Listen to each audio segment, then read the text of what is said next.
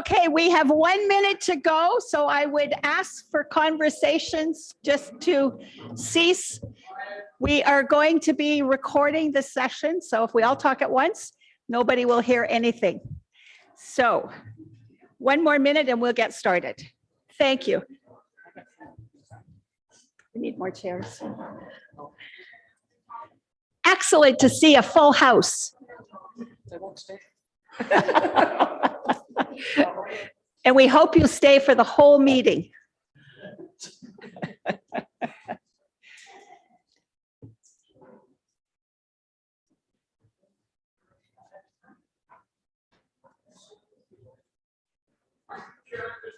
I am.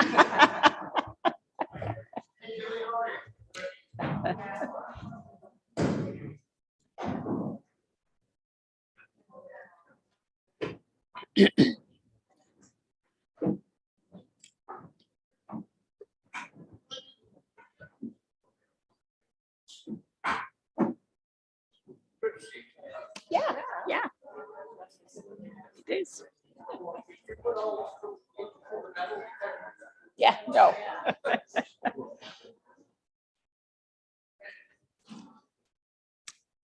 All right, we are going to call the meeting to order. It's 4:01.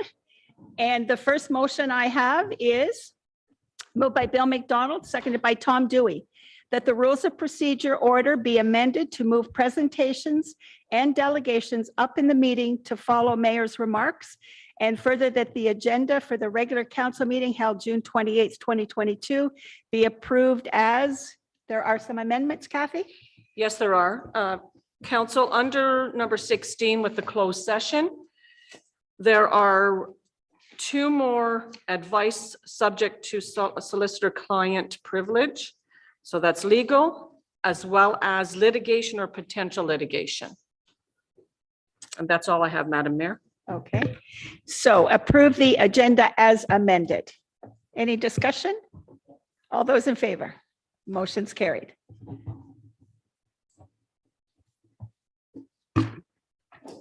Is there any disclosure of pecuniary interest on any item on tonight's agenda by any member of council? Seeing none, we'll note that in the minutes. Motion moved by Tom Dewey, seconded by Bill McDonald, that the minutes of the regular council meeting held June 14th, 2022 be approved as presented. Any questions or comments on the minutes? Seeing none, all those in favor? Motion's carried.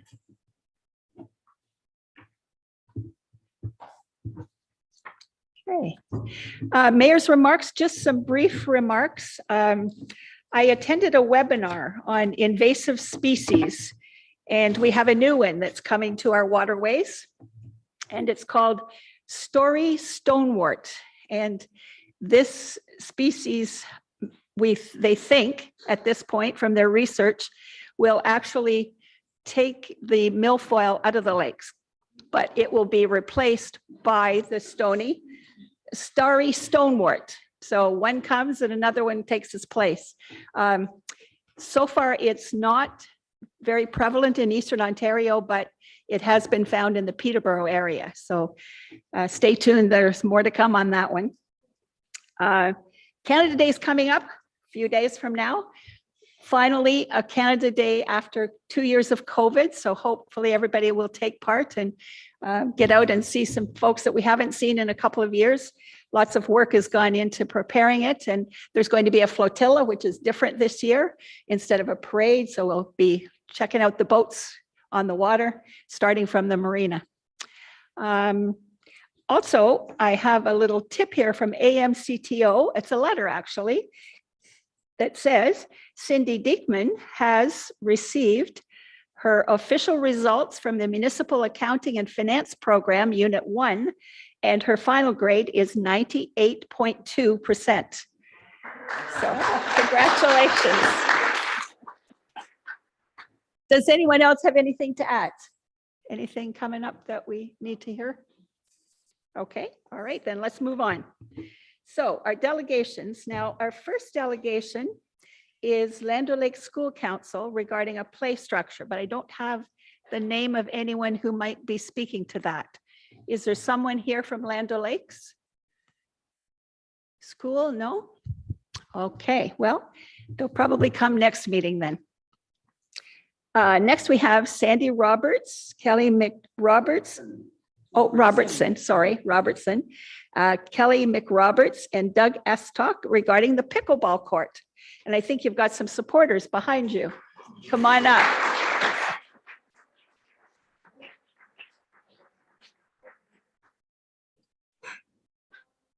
Yeah, right to the table here. And just push the button on your right-hand side. Just make sure, so everybody can hear, to turn it on like that to speak. As long as it's red, then it's not.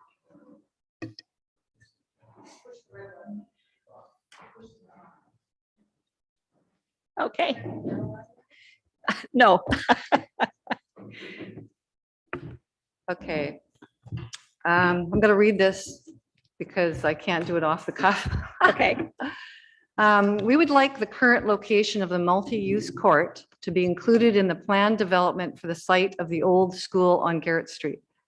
As this may take some time to develop, we would like permission to proceed with court improvements now before we're too old to play. We would like a commitment from the township to keep the multi-use court where it is as a recreation site as part of the development, thus enabling us to apply for grants to improve the court and bring up the court surface to standard. It's a pretty bad surface right now for good pickleball players, that's for sure. The township has finished a feasibility study for the area in question. A couple of the options involved having a recreation site, including pickleball courts. Any future development can still happen on the site of the old school, and the recreation area would be an asset to it. We feel that all funds necessary for this could be acquired through grants, sponsorship, membership fees, and fundraising, as has been done in other small communities. Kelly can speak to that. By the way, she just come back from the Nationals in Kingston and did very well. Excellent. Excellent. Thank you. For those that don't know me, Kelly McRobert. Yes, my name is out there. Thank you. I am a Pickleball Ontario ambassador. I also was the director of marketing for Pickleball Canada, and everyone knows I'm very passionate about the sport. When Sandy's talking about communities getting engaged in the conversation of having a court, it is a money-making machine right now. If you guys can get on board, we just had a tournament in Kingston and we had 1,000 participants, friends and families for 6 days. The money was hands over fist and we didn't have enough accommodations and places for us to practice. We tried mentioning Charlotte Lake because you could swim in the lake, you could go use the drugstore. Once we're up here, we're a captive audience because we want to eat, drink, and celebrate pickleball, everything pickleball. But unfortunately, we sent people to Newborough. We sent people to Harrowsmith. We sent people to Sunbury because they've managed to find a spot and engage the township and the fundraisers and the players. And we came up with the money ourselves. We will find the money. If you can get us a place, first, we'll love you forever, but we will also find you the money, as has been demonstrated in these 3 locations. Newborough, they've set the bar really high. It's a beautiful court, fully lined. It's got a bathroom, it's got shade, it's fenced in.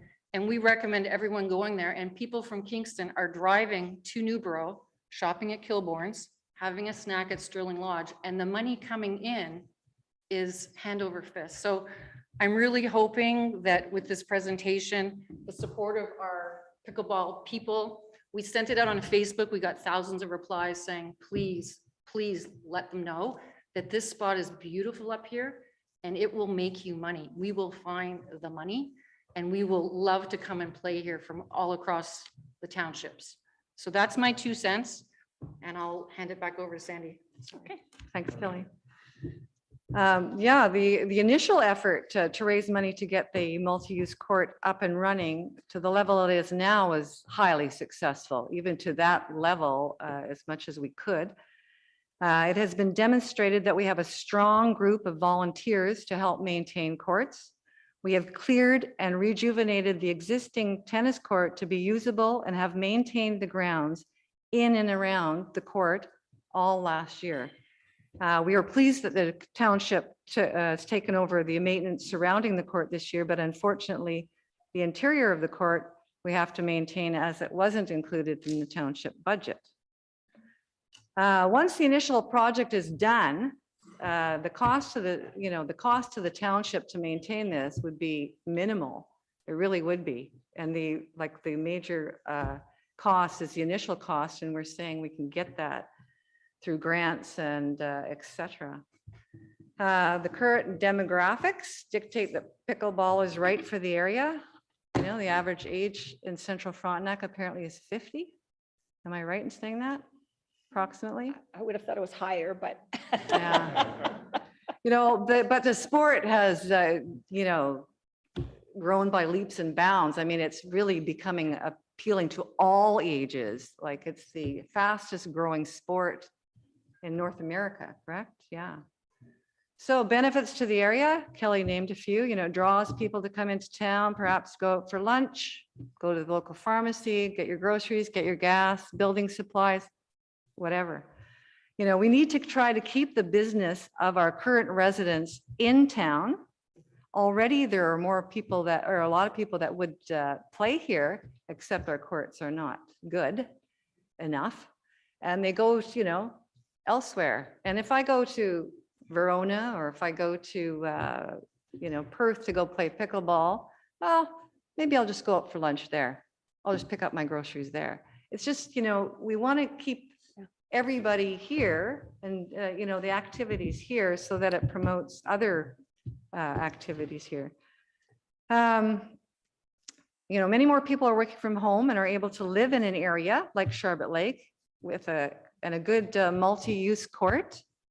And that's still what we're aiming for, by the way, is just keep, you know, if we keep that current site, we can keep the multi-use aspect. It's one more added attraction to help people make a decision to make this their permanent residence for their families. Benefits to people, easy to play, community building, very social. There's a person here right now, a cottager. She's been here, they've had a cottage for over 15 years here. She says she met more people here last year playing pickleball than her last 15 years as a cottager here. So that shows the social aspect of it. It's affordable. It's really affordable to play for everybody. And it's appealing to a wide age group, helps maintain an active lifestyle, which we're always pushing for, aren't we? You know, just to keep our healthcare system, you know, properly. So what we want to know is what is preventing the township from replying yes to this project and letting us move forward to improve this recreation site where it's now? And what do we need to do to make this happen sooner than later? And Doug has a few more options that you might be interested in. Okay, I'm going to talk about your downtown revitalization. I actually had this, got a copy of this several months ago, and it's been kicking around. I've looked at it several times. I'm interested in it. And then just a few days ago, I suddenly noticed these people on the bench, that's me. Someone took a picture of us sitting on the bench down at the park. Did you But- sign the rights for them to use it? No, I didn't, but it's fine.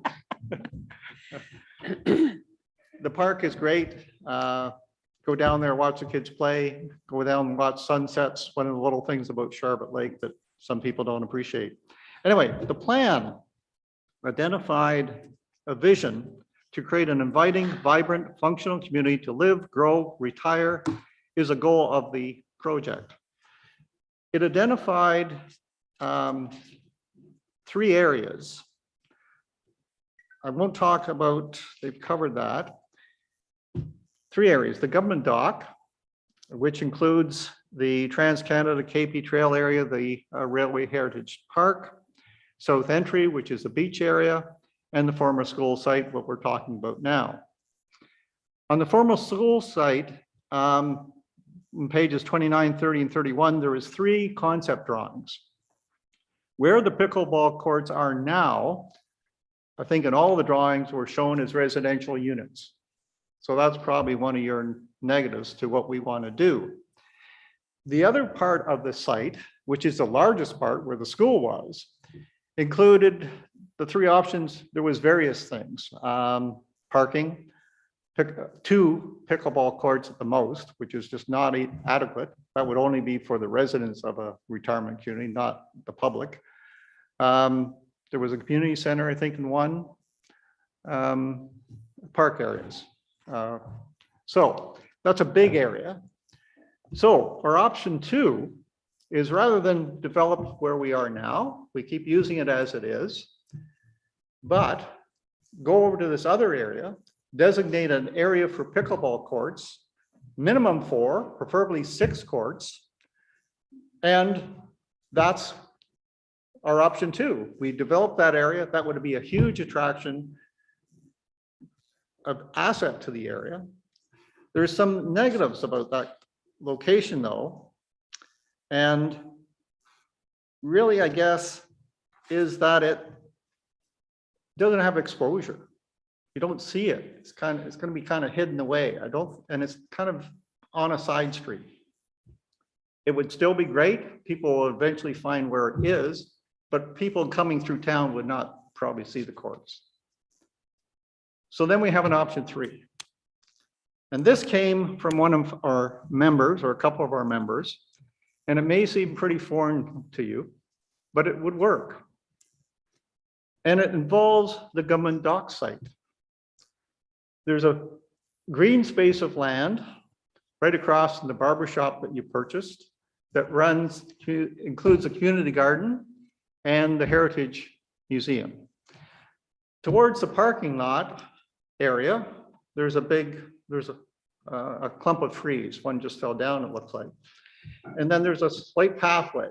And then starting from that pathway, going up, there's room to put 4 or 6 pickleball courts that would replace the community garden, which is in disrepair, not being used at all.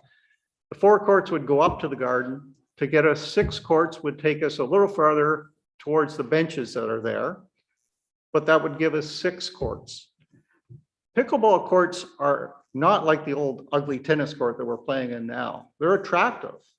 They're modern, they're sleek, they're colorful, they're greens and blues. And that would create, and the exposure there from the boaters, from the people on the trails, from the people driving through town, it'd be the center of everything. It would be a real jewel for the community. And bathrooms, potentially, I guess there's potentially a trailhead site going to be built there. They'd be right there. So this is in line, exactly in line with your revitalization plans. The only thing is the plan didn't acknowledge how important pickleball is. So if you want this plan to go ahead, here's a way to start it quickly.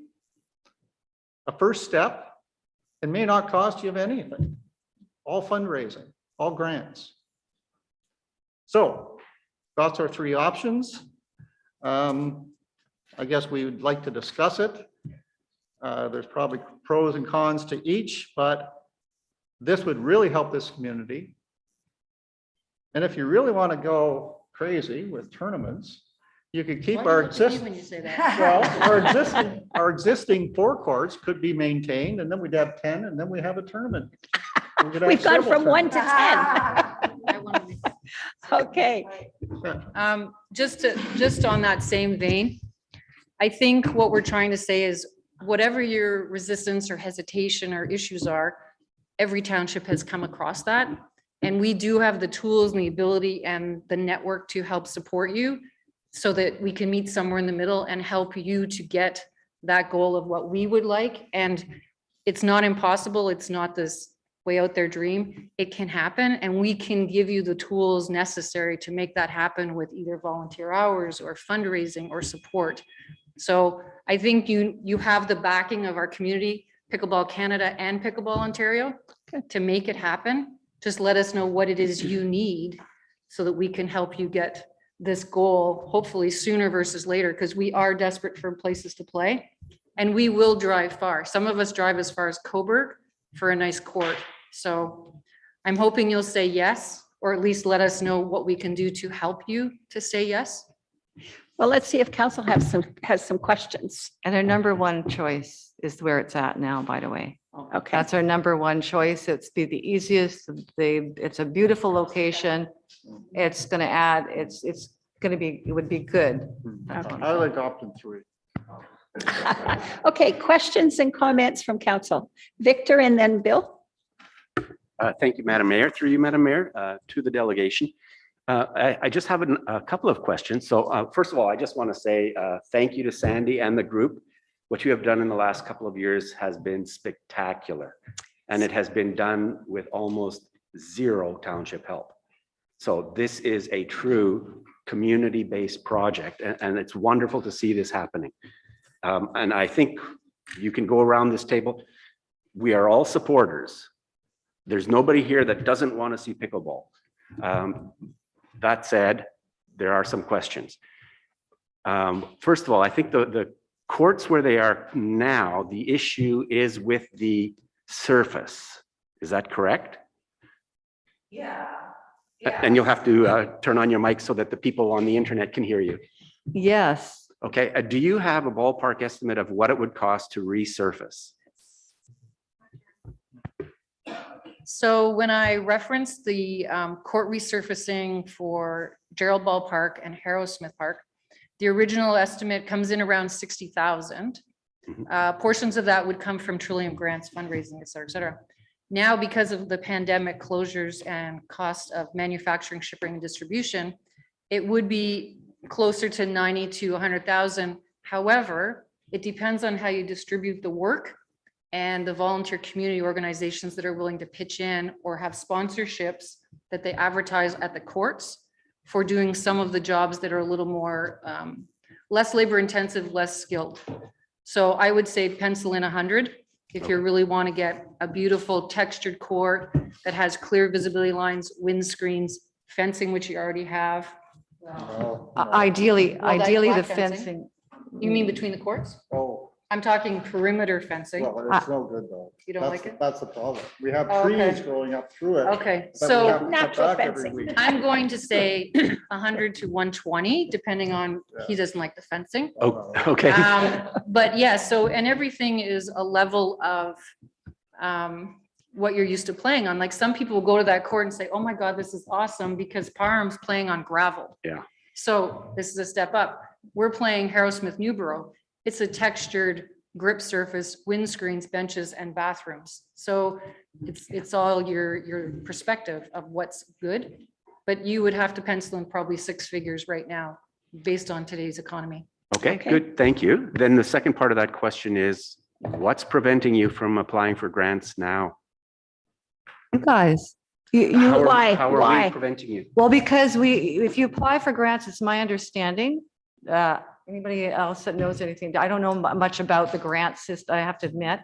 But my understanding that if you can't make a commitment for that area for 5 or 10 years, I think it is, they're not going to apply, they're not going to give you a grant.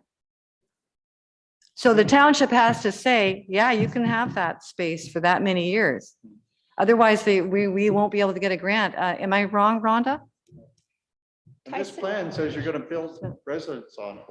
Yes, yes. I know that, Trillium application with another organization that was on township land.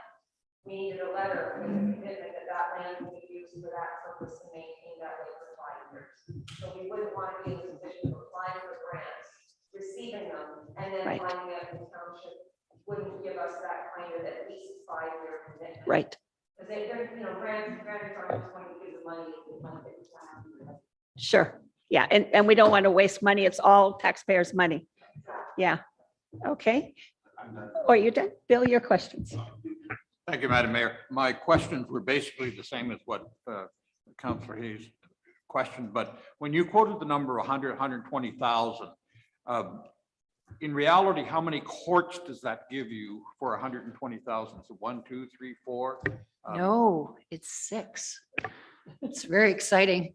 So it's 6 courts, and what we've managed to do right now is we have 4 courts solely distributed for pickleball. And they've got permanent nets, et cetera. And on the second side is the tennis court where we can fit 2 courts per tennis court. So you still have the luxury of tennis to come and play. And we also have basketball courts at the very end on the exterior. So it is a multi-purpose court where they can come and play basketball still on that surface. I'm not sure that there's room for 6. For courts. yours, Yeah, So, but you'd for have to 4 do courts. more 4 plus maybe basketball in the end and no tennis. No tennis. So It's we not have used anyways. 4, and to surface that might be half would- the cost? It would be less because we're doing 6 plus tennis plus basketball. Okay, So Once again, we would have to rip out, like the fencing is, yes, it has to be all redone. But we're not asking for any funds. no, we know that. Philip, oh, sorry, Bill wasn't finished. Go ahead, Bill. Through you, Madam Mayor. What I would like to see, I support this idea. Anything that's coming to the community that's going to support the community, I'm totally behind it. I've never been invited to play that game, but it made me stresses me out a little bit, probably. Yeah. At any rate, what I would like to see on your other proposal in regard to the railroad area is I would like to see some research done as to what are we looking at in the way of cost to relocate in that area. So you're looking more for it, instead of repurposing what we've already got and making it fancy, potentially moving it to a more permanent location down by the railway bed Or having 2. or having 2. Oh, I like that idea. Yeah. If we can build seniors residence on that property and keep the court, we want to do that. 100%. We just don't know at this point. We're not engineers to how things are going to fit on that site. But you can bet that we're going to do our darndest to ensure that the housing is built and the court stays, because those people will be pickleball players as well. So that's an important thing to look at a second stage. Through you, Madam Mayor, actually, that's where I was coming from, is our priority for that location has always been to have seniors residents in that area. But if there can possibly be add-ons, I'm supporting that also. So that's why I asked to see if there would be some research done on what the cost would be to relocate in another area if it was necessary. Thank you. Okay, Philip. Thank you, Madam Mayor.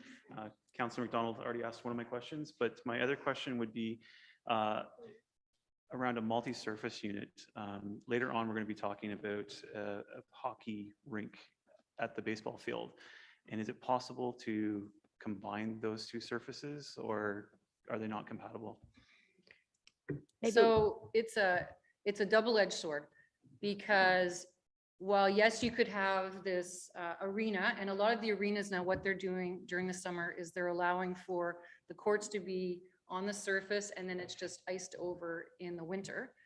There's issues with ventilation and space, and we're still playing on a very hard concrete surface. Now, beggars can't be choosy. If you suddenly said you build this multiplex and we can use courts inside, great, but we're still sharing the accommodation. There's issues with booking and scheduling. And when you have designated courts, the people will come and they will pay money like we do for Sunbury and Harrowsmith and Newborough. We pay money to go play there from out of town. So it's a generating money. Whereas if there's an arena that we're sharing with, say, a hockey league or whatever, we're not going to be as, oh, it's open outside. So the only issue with that, again, is the weather, which we have, I know, in the other courts, but you're not going to be able to put a really nice cushioned surface that you're then going to be having people running along, and you're going to have all these lines. And for those of us that play at a higher level, I would go to one that's designated, because I want to be able to clearly see the line, know that it's designated pickleball. I don't want to share with someone else if I don't have to. I would put that one at some of the other alternatives. I wouldn't put that at the top of my list, unless you put pickleball courts separate, the arena here for the people, and then you do another basketball, and you've got this place where everyone comes and shares and learns. I don't like to share in the sandbox. And that's why you're good at it. Also the arena, or the rink that's, it's my understanding, the rink that's planned would not accommodate 4 pickleball courts. It would barely even accommodate 2. Oh, I see. Okay. So again, it's the level of, so gravel and farm, maybe an arena in Charlotte Lake, and then Newborough with a real court. We're gonna drive the hour to go to Newborough. It's really, your knees at a certain age, not gonna work or anything, but you start to feel a certain- Okay, Counselor Dewey, and then I think we're going to start the wrap up. Thank you, Your Worship. Doug had mentioned, you've mentioned 3 places that would be good options for enjoyment. I wondered if you had thought of the beach area. You already have washroom facilities there. Also in Parham at the fairgrounds there, we have washroom facilities there as well. I just wondered if you'd looked at those as possible options as well. No, the beach wouldn't have enough space. I don't know if we want to give up our beach to pickleball. Sorry. We're not asking for that. That's another matter. I'm just wondering if they'd looked at those as Yeah. options. Yeah. Yeah. But, and you mentioned Parham? Well, we wanted Charlotte Lake. This is your redevelopment plan. Should be here. Should be in every district is where it needs to be, Yeah. all over. I agree. And just one point, and I hear what you're saying, the beach lovely. And I think the beach is a draw for sure for Charlotte Lake. We come up here to have a snack. But I think if we put one at Parham, they're putting it in Memorial Park.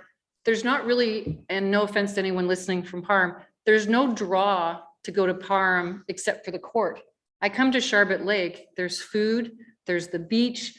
I can go to the bank. So there's a lot more to offer in Charlotte Lake. And I think this is where the retirement community wants to come and live. And I know when we're looking at real estate, a lot of us now are looking to see how close the pickleball courts are. Do you have indoor court availability? Is there bathrooms there? Is there shade availability?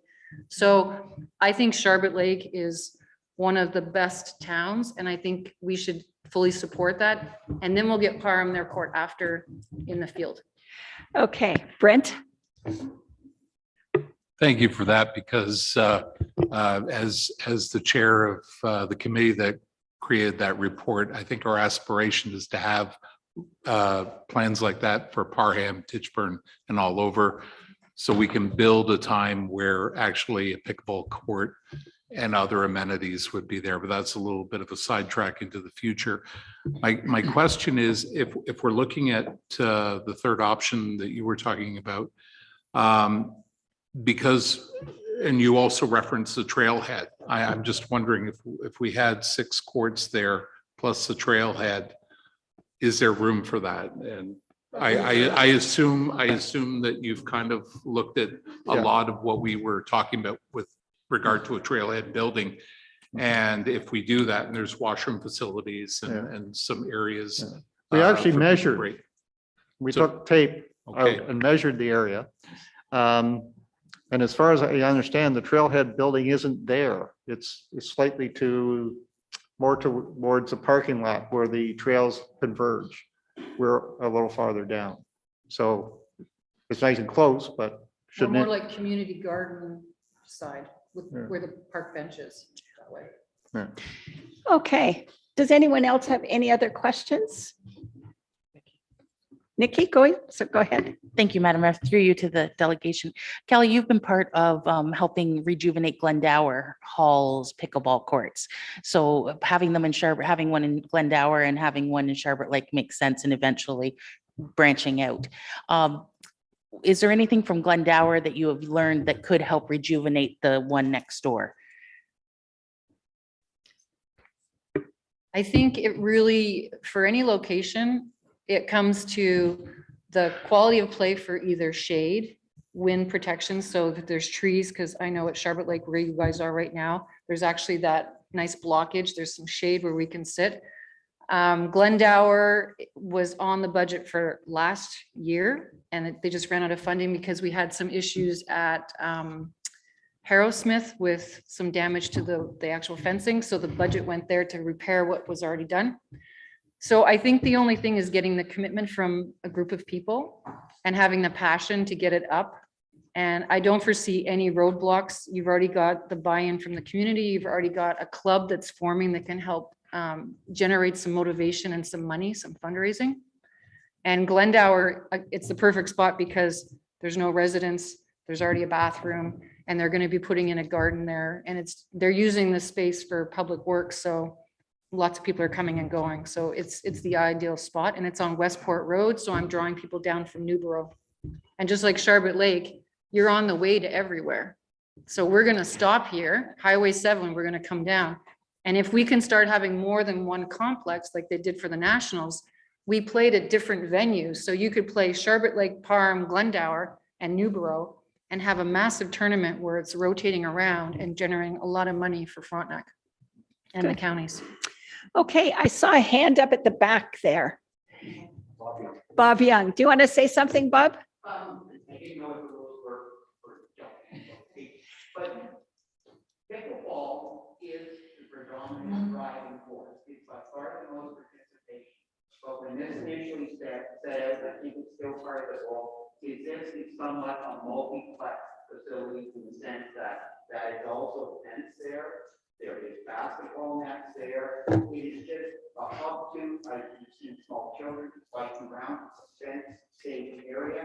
So a smaller community, wonderful if we grow bigger as well, with the pickleball driving it, but it can serve many ages and many needs within that core area as well. And the other thing, sort of a point too, was when we mentioned about the rink down at the ball field. One of the biggest concerns was looking at the size of the rink proposed, and when you put pickleball within that, it's the boards and stuff too, are a bit of a safety factor when you're trying to play and stuff, if you hit those and stuff. So just a few comments. Okay, thank you. Okay, any other questions or comments? I just want to point out that we will be having a meeting July the 13th on communal servicing systems, which is part of the next steps for the housing project to be looking at stepping up to get something there. So we'll certainly have a better indication how many years we're looking at before anything would actually be developed on that site. If in fact we're looking at 5 years, then I would say we apply for the grant and we get the surface done. If we're looking at 2 years, then maybe it's not logical to do that. So I would say we would have a better indication for August to talk to you folks about what we think where we might be going and what time frame. Oh, August 2nd for the grant? Yes. What's that? The deadline for the Interior Trillium grant is for one intake, is it not? Is August the 2nd or August 3rd? August 3rd. August 3rd. So, So that's what the August meeting might be too late Yeah. if you're applying for the Interior Trillium grant for this year. Well, we'd like to go ahead with this as soon as possible. So yeah, it would be nice if we could have a timeline when we could know from the township what your decision is as far as moving forward with this. That would be very helpful. And then we'll we do can our get on it. best. We'll Yeah. do our best. Tyson, can you check on Thank the you. 5-year rule? I definitely can follow up on the 5-year rule. Okay. I know it is a trillium requirement to verify the property ownership, Yes. and in certain cases, they will dive deeper into the. long-term We might be able to plan. do it as the owner. And we would have to apply as the As the owner. owner, I think, do we not? Philip? Can we ask Tyson to look at the property across from the municipal office, option number 3? Because if council is agreeable for that location, it's something they could move forward with as well. Could I comment to that? Sure. The good thing about that is the existing court, if we redevelop it, we have to shut it down virtually for a year or months, however long it takes to redevelop it. If you did that, we keep the existing one as it is, so the play could continue. You develop down by the park, and when that is ready, then it's ready, and then you go back, then you can Yeah. decide what you're going to do with the old courts. I guess my only thought about that site would be being too wet. And I don't know if being too wet the water level there is not far from the surface. Well, it looks okay, but Yeah, they'd have to dig it out and fill. Anyhow, what I suggest, or what's been suggested from my side panel here, is that maybe we look at an ad hoc committee to explore the options of the pickleball so that it doesn't just get left in limbo. We are actually working with you to see what can go forward. So on that note, I have a motion. I had a motion right here. Okay. The motion is moved by Tom Dewey and seconded by Bill McDonald that council receive the presentation from Sandy Robertson, Kelly McRoberts, Doug Estock regarding the pickleball courts for information, and further that an ad hoc committee to explore all options be put together. You want council, And yes, council members? yeah, Correct. yes. It'd have to be an ad hoc committee of council, and then you can have 1 or 2 members of council to sit on that as well. And who would like to sit on that? Victor and Nikki? We'll have 2. So Victor and Nikki will sit on that committee. Yes, Given the time frame with the grant funding, this ad hoc committee, is there an expectation that it's going to be turning around some recommendations in short order? if it can, yes. I think once Tyson and maybe Sandy do some more investigating about what could be done and what an estimated cost would be, bring that back and we'll go from there. Okay, The ad hoc committee. okay. All those in favor of the motion? Carried.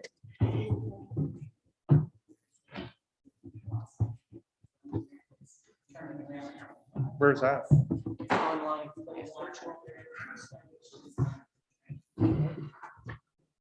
And I have to tell you, I hear more laughter coming from across the way than I've heard in the village in a long, long time. So keep up the good work.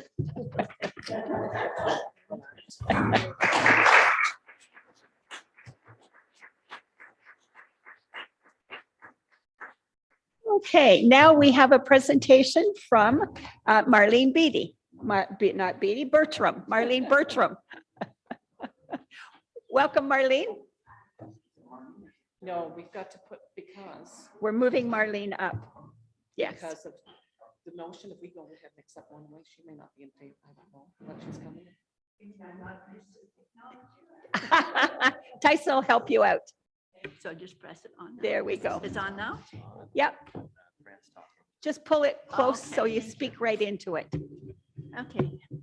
Welcome. Thank you, council, for opportunity to express my opinion. Okay. I know you don't have an easy job. I'm glad I'm not a counselor because I don't think I could take in all this part. Anyway, I'm going to mention a lady called Hazel McCallum. Do you people know Yes. Hazel McCallum? Yes. She's nicknamed Hurricane Hazel. At 101, still a great force on the council. She put on board for 3 more years in Toronto. She's going to be for 3 more years, so she's going to be an old lady. Anyway, I'm going to ask you councillors at 101, are you going to have a lot of fight in you? Sure, sure. Anyway, I guess at my age right now, which is 84, I still have a lot of fight in me. There you go. And I guess at my age, and I'm sitting here all alone on this panel, and I ask other people if they would join me, and they said, no way, I'm cowardly, I'm not going to go. Anyway, I've never been one to back down from a fight when it involves me and involves the community. Okay, I'm Marlene Bertram. I've been a citizen of Sharbot Lake. I went to high school in Sharbot Lake. I came back as a married woman. My husband and I had a bait shop in Sharbot Lake, and we were successful people in Sharbot Lake, and we lived in the corner of, some of you people don't know, I lived in the corner of Elizabeth Street and Matthew Street. So you can know why I am here. I'm concerned about the procedures that's going to happen on Matthew Street, but that isn't my biggest concern. My biggest concern is the history of that small church on the corner. Okay, parking on, way back when it was a church, parking on Sunday was a menace. Our parking lot was filled with people. They jumped out of their cars, whether it was on the side of the street or whether it was in your parking lot or wherever. They jumped out of their car and ran to the church, especially in the summer. It was mostly in the summer. Anyway, we put up with that for years. And because we knew it's only Sunday, you know what, we can put up with it. But then later on, I'm going to read my notes here again. Okay. In the years prior to 2005, somewhere in there, Dennis Donnell bought the little church to house antique furniture. And then a township gave him the easement for parking for, I believe, for 2 vehicles. We in this area opposed that. I and my husband went, and some of the people that were around the corner opposed this building easement being given for parking in there, because we knew that if you go in there to park, you had to come out. And that's what was the problem. Okay, so at the time, we felt that township had tunnel vision, just like, you know, certainly not a long-term vision, because they gave Dennis the right to put a parking in there without realizing what is going to take place when it grows. And you people know how that little church has grown in the restaurant. It is a busy little corner. And I think that's where the township went wrong at that time, because they did not see the effect of what the long-term parking would be in the future. So I'm thinking about that. So, okay. So the results were felt right now. We are bombarded with a hazardous, I think it's a hazardous, dangerous problem with the parking around there. First of all, now there's a 4-way intersection. We're coming in off 38. Coming down from the cafe is another one. Coming up Matthew Street, and then Elizabeth Street. So we have a 4-way place there now. Now they're trying to cut off and make Matthew Street a 1-way street, when I don't think Matthew is the problem. I think the problem is coming out of the cafe, because the parking around the cafe is sometimes it is immense. And they are parking right wherever they can get a parking place, and they go. Whether it's your yard, or whether it's a side street, or whether it's the middle of the road sometimes, or even now, it makes a very dangerous thing now, because they're coming out of that round by 38, coming around the corner, a car is coming out, a car is trying to come up, and then there's parking, or there's also people on Elizabeth Street coming through. So there we have a 4-way intersection. And people are saying, well, it's the hill of Matthew Street that's causing the problem. I don't see it that way. I see it to the little hill, is the little section of they gave for parking in there back of the church. That's my problem. I see that. Now, try to going out on Elizabeth Street onto 38 Highway when they are parked right in front of that little restaurant. You cannot see. It is so dangerous. You have to pull yourself way out and try to get around if you're going to the left. It's bad enough going this way because you're also facing traffic. So that to me is a very dangerous situation. And I think it's all because of the parking and cause that little church to have that laneway through there to cause a lot of commotion. That is my position anyway. So we have vehicles coming from 38 onto Elizabeth Street. We have vehicles coming off the street, out the little parking lot onto 38. We have cars trying to get into that little parking lot from the same way as 38. And then vehicles on Elizabeth Street and vehicles on Matthew Street. So to me, it is a bottleneck situation where it's not very safe. Now, I'm going to tell you this, that I do find that on Sunday, when the little restaurant is closed, and when they close at 4 o'clock, we don't have that problem. So why close up Matthew Street? Because of that one little intersection there that's causing a lot of problems. Okay, so the traffic on Matthew Street is causing the problem. The hill has been there for how many years? And how many accidents have been there? None. I've lived in that corner for 60 years. And so I think I have a vision of seeing, you know, that where the problem is. The problem isn't Matthew Street. Coming up, fine, you know, but I think the problem is the corner situation, because it not only stops the people are coming around from 38 and cars are coming out of that cafe, and also they're parking on the turning lane on 38. They're parking there as well. Now, you say to me, well, Marlene, yes, you lived there for 60 years, you know, and I said, well, I'm like Helen, I guess. I've got a little bit more strongness in me. I am a fighter.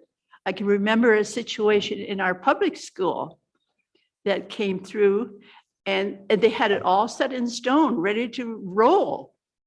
And of course, being as the teacher, and I'm sitting in on this, and I'm saying, hey, who knew about this?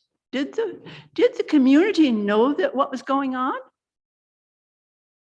And they had to say no. It was all pushed under the car, all ready to go, and not one in the community knew what was happening in their school situation. Of course, I almost lost my neck and my job over that, because I came home and I was angry to think that they had done this to the community of Sharbot Lake. I love Sharbot Lake. I've been here for 60 years and I attended school here. And so when I looked at that situation, and I said to Jim, my husband, I said, look, something's got to be done. I disagree with this. And I was told when I went back to the school, anything that happens in this school should not leave this room. Wow, I really saw something like that. I said, who are we working for? We're not working for ourselves, or we're working for a community. We're trying to impress on our children. And I almost lost my job over that too. So because she brought in more board members, and she said, oh, wow. She said, she's going to be sorry she said that. Wow. Anyway, I'm talking again because I have a strong sense to the right. And as she came to me and she says, I have called in board members, and not only board members, the higher ups, to come to this meeting. And I thought, oh my. Marlene, thank you for bringing the parking issue, because I have experienced what you are experiencing when you come out on 38 Highway. If there's a car parked there, it's like your front end's going to be gone. Because That's right. Can't see what's coming. Maybe what we can do is we can have Tyson have a look at that back entrance behind the church and see if we could do something. I was under the impression that was like a fire lane, more so than to be used as a driveway in and out. So maybe we need to have a look at what's happening there.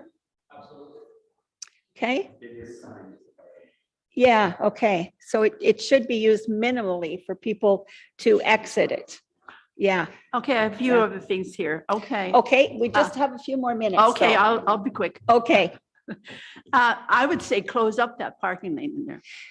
I don't think we can do that. It's private property. No, but it wasn't private property. Well, it is now. I know because the township We gave can't it. take it back, Okay, Marlene. but okay, if you can't close that, how about making it a one-way going in rather than coming out?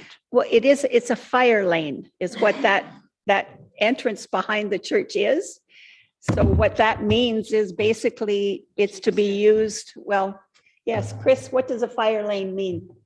It needs to be kept clear so that a fire truck could get in there if it had to. I will look at that for your device. I'm not sure that would qualify as a fire lane. We could look at that Okay, for access. I'm thinking that if you did have something happen there, the truck would probably go right up on the right. do our business in there. It would not probably come in, especially in the winter time. It's so slippery down there in the car. I don't think it's safe. Right. So we'll review that. Okay, Okay. good. Then there shouldn't be any parking on the turning lane on 38. Definitely. Definitely should not be I think we because you need cannot cones get out out. there. Okay, here's my last question. Making parking on Elizabeth Street a short term. We have people parked in there by the Anglican Church on that, by community living. And they come at 8 o'clock in the morning until 5. There's no reason for them to be parking there and taking up the spaces that could be used from the cafe, from the store, or from the whatever it is, but it make it a short term. Those people park in there and there's no other place for people to park. No wonder there's no parking at the little cafe. And we do have the parking lot over here, but it seems nobody wants to park there and walk. Yeah, but Any okay, distance. when I went to Ottawa the other day for supper, do you know what? We were parking, we had to go 2 blocks away to park. We're spoiled. We We're want to be right spoiled. on top So of that. I think that's a contention of people, because if that was a short term, left there for short term parking only. Yeah. And allow people from the restaurant to come there. And then they wouldn't be parking on the street and they won't be parking wherever they can find a spot, And especially for summer. and especially for Yeah. some. Well, we can So certainly have that a is chat with my spiel right Dean. now, and I thank you for listening to me. I appreciate you giving me the opportunity. Yes. We'll speak to Dean, the executive director at Community Living, and see if we can get more people parking over here. And we appreciate you coming with your points of view. We're always But open to listen. I still don't want Matthew Street to be a one-way, Okay, we will write that down, that's your position. because that's not the problem. Thank you. Okay, thanks, Marlene. All right, now we have a presentation about Matthew Street from Dan. Oh, yes, we do. Before that, we have a motion moved by Bill McDonald and seconded by Tom Dewey that council receive the comments provided by Marlene Bertram for information. All those in favor? Carried. Thank you, Victor. Okay, now we have Dan Fencott from Jewel Engineering and Tyson Myers. Welcome. Good afternoon, everyone. Thank you for introducing Dan. Dan works for Jewel Engineering, who was the contract administrator and engineer on the the Charlotte Lake Village project. I'd like to start the presentation by thanking Marlene. Marlene, thank you. She's raised some excellent points about parking and the parking situation near the Cardinal Cafe. We do have a serious issue with parking in the whole Road 38 corridor through the village. I agree with Marlene that we need to continue working on slowing down traffic through 38, some traffic calming, and seeing how we can incorporate more solid parking areas, and maybe even, like we talked about with Charlotte Lake Village project, some designated parking as well. So I can't agree with Marlene on the fact that Matthew Street becoming a one-way street is going to solve those problems. I think that in our presentation, I'm gonna show how we've done our best to present to the entire municipality what we think is the best solution for Matthew Street, and I guess I'll start with that. So, thank you, Sarah. Who's running Sarah? Okay, thank you. So just to bring everybody back up to speed, in the summer of 2020, Central Frontenac received funding to reconstruct the village of Charlotte Lake, and Crane's Construction executed the project successfully. It was administered by Jewel Engineering. We were within budget, and we were well under budget, and within the time frame we've completed on schedule. So when the project reached completion, there was extra grant money remaining. Staff worked with the funding organization to strategize where the remaining funds could be allocated. After Matthew Street was deemed as an eligible project by the Public Works Manager and working with Jewel and staff, we received an estimate. We asked Jewel for an estimate for the reconstruction of Matthew Street, which we'll get into what all that involves later in the presentation. But we took that estimate to the 2022 budget discussions, and council was supportive. So the Public Works Department is now working with Jewel through the finishing off the planning process. We have tendered the project, but we want to make it really clear that the drawings that you're going to be seen in this presentation, they're not final construction drawings, they're tender drawings, and they are subject to some changes. So next slide, please. I just wanted to quickly show the current condition of Matthew Street. Very outdated infrastructure. It's failing. The road's failing. The storm sewers are still performing, but expected to fail in the next 1 to 5 years. So, and it's actually the last portion of the underground infrastructure that hasn't been updated for the majority of the village. I don't have a map right in front of me right now, but the storm system, everything that we did in the Charlotte Lake Village comes down behind Matthew Street, and then it comes out, you'll see in the drawing later, but it comes out to Matthew Street before it exits the water, stormwater exits into Charlotte Lake. Next slide, please. So this is just an overview of like what the upgrades to the project will provide to the village. More parking, as you'll see, there's a little parking lot proposed down on Medical Center Road inside this project. After the infrastructure is complete, we're going to improve the wayfinding. Between this project and also a separate budget of, I believe, $12,000, where that was for phase 1 of the wayfinding plan for the entire village. It's going to increase pedestrian access to businesses and to the recreational facilities. It's going to involve some street beautification, greener infrastructure, and I already mentioned better access to recreation and community facilities. Next slide, please. So here's the first technical drawing of Matthew Street. So up at the top where the words Matthew Street are, that'd be the north, and in the far right-hand corner, you can just see the corner of the Cardinal Cafe, just for everybody to get their bearings. So I think I'll just save questions till the end, but this is just kind of an overview of what no major changes here for width or property or anything like that. Our goal is to try to fit the majority of this property into the existing, or the majority of this project into the existing property that we have. You can see on the south side of the road, we're restricted by utility poles. Extremely high estimates, like rough estimates of moving those poles to obtain more road width, made it not feasible to incorporate that into this project. I just wanted everybody to have a quick look at that. I think I'll skip to the next slide, and then we can circle back to questions about the drawings. So here you're looking at the, you can see Medical Center Road heading north-south, same orientation as the first drawing. On the left is where you can see all these trees. That's the beach area. I'm not sure if you can read on there, the gazebo structure, just to get your bearings. On the south where you see the two lines heading through the park, that's the old, that's the existing storm sewer that cuts through the park. Jewel has realigned that storm sewer more to the north to try to stay out of the park, so we don't, especially during tourist season, when we don't rip the whole park up.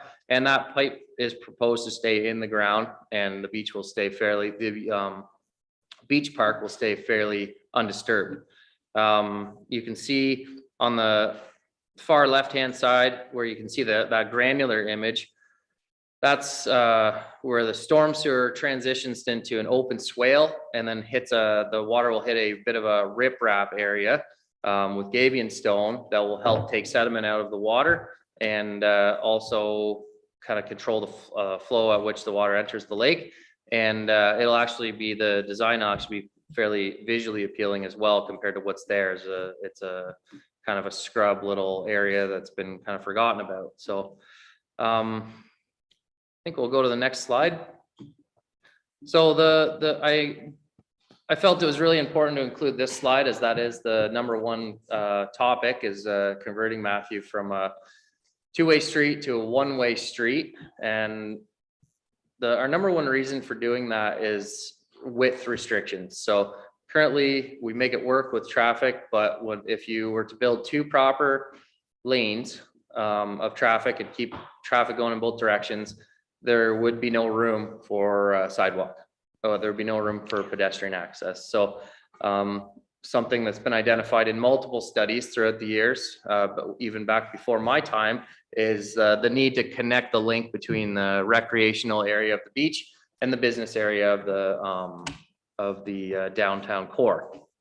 So I don't think I'll bore you by going through the advantages and challenges, but they're on the screen for council and to comment on.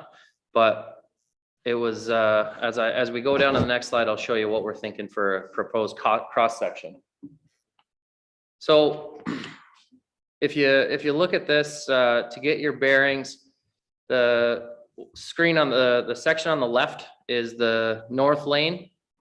That's where we're proposing to have a multi-use pedestrian walkway. So and on the right is where we'll have traffic, and it'll be one-way direction coming from the Cardinal Cafe west down towards the beach. And I think I'm just gonna actually have Sarah bring us back up to a couple slides up to proposed drawing, the first one. So I just wanna show you at the very far left-hand side of the slide, the drawing.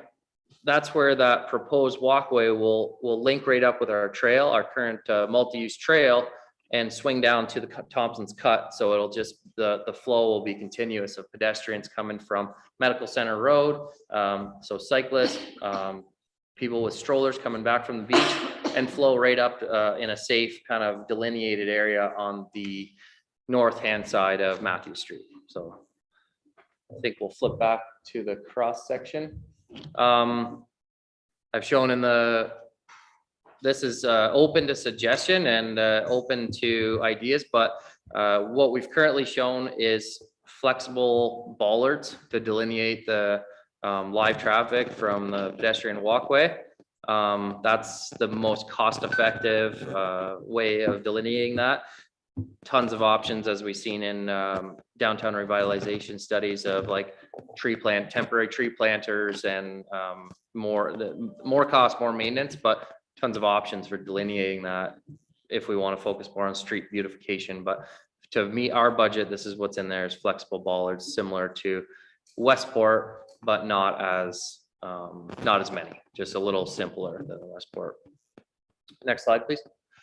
So I pretty much hit on all the scope of the project already. I think we'll skip to the next one. I wanted to link this back to just remind council and the public that this area was identified in the downtown revitalization process. As mostly for reasons I've already discussed, connecting the link from the business area to, and the amenities of the downtown core down to the recreation of the beach. And looks like there's lots of discussion about the future of upgrading the beach washrooms. So assets and challenges are laid out there for you. And that's the end of my presentation. So I think the most important thing about this presentation is getting this out to council. We've came at this, we are presenting what we feel is best and for the Matthew Street. There has been a little bit of public feedback about how if the public feels they have no say and that this is too late, we're coming to them too late, but it's difficult to, we didn't want to approach the public. We've met with the residents of Matthew Street separately as soon as we got some drawings to go off of, but I didn't want to approach council and the public without having solid drawings and a solid plan in front of us. All I can do is propose the best, what we and Dual Engineering feels is the best for that street, and inform you whenever we could. So I think with that, I'll turn it over back to you. Okay, questions and comments? Brent and then Bill and Victor. Thank you, Madam Mayor. Just a couple of questions, Tyson, with regard to traffic. Clearly, traffic would be routed down and through and come out by the medical center. Do we, number one, do we have a sense of what the increased traffic will be out of that particular intersection? And number two, you had talked about the enhanced parking down at the beach area. I'm wondering if you could maybe give some sense as to whether it's an improvement in terms of size or in quality, or both. Through you, Madam Mayor, to Councillor Cameron, as for the traffic volumes, we're expecting lower traffic volumes on Matthew Street, and that was asked of us from the residents of Matthew Street. There was comments that Matthew Street is so busy and it's an accident waiting to happen, and so that we're hoping that reduces traffic because the safest way to access the beach parking lot is to come straight off of 38, and that's going to mean enhancing our signage. And it ties back in with the gateway that we want to someday work towards as well. So enhanced signage at 38 near the medical center to put traffic straight from 38 straight down our recreational little area there, rather than through a urban area a residential area coming down Matthew Street. We're hoping that reduces the traffic flow on Matthew Street, and the impact that it's going to have on Medical Center Road. We don't think it's gonna, if people are gonna get from 38 to the beach, it's not gonna really change the volume. It's just, we just want to reroute them. Okay. The parking. And yes, so the second, I was about to write that. So the second part of your question, the parking, Sarah, do you have this? Thank you. Just that first drawing, please.